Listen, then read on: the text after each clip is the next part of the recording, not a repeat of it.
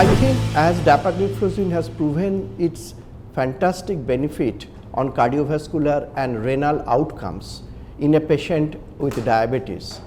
and most of the diabetic patients do have associated comorbidities like hypertension, dyslipidemia, renal dysfunction early or progressive, and also clinical or subclinical atherosclerotic cardiovascular disease. And in all these segments, dapagliflozin has proved its tremendous benefit. So I think in a case of diabetes, in majority of cases of diabetes, dapagliflozin should come in the first line treatment, particularly in Indian subcontinent where the metabolic syndrome and atherosclerotic cardiovascular disease is so prevalent. Only problem is that sometimes with multiple or polypharmacy in a diabetic patient can't afford the many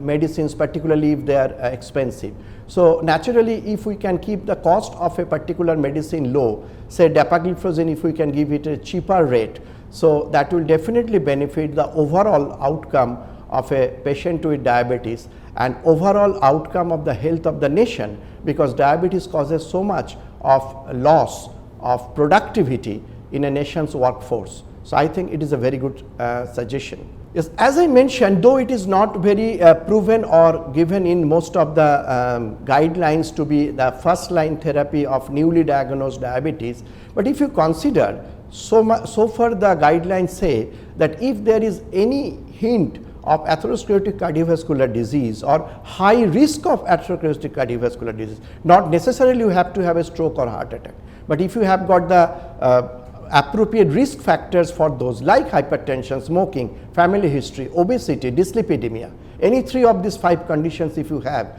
you are a candidate to have atherosclerotic cardiovascular disease, or there is any suggestion of heart failure, systolic or diastolic, or any suggestion of early renal dysfunction, then dapagliflozin comes as a first line therapy, even sometimes displacing metformin as the first line therapy. Now, if you think how many of your newly diagnosed patient will have this, I think you and I know that at least 50% of our newly diagnosed diabetes have already qualified to be in this category and should be benefiting from dapagliflozin to start with.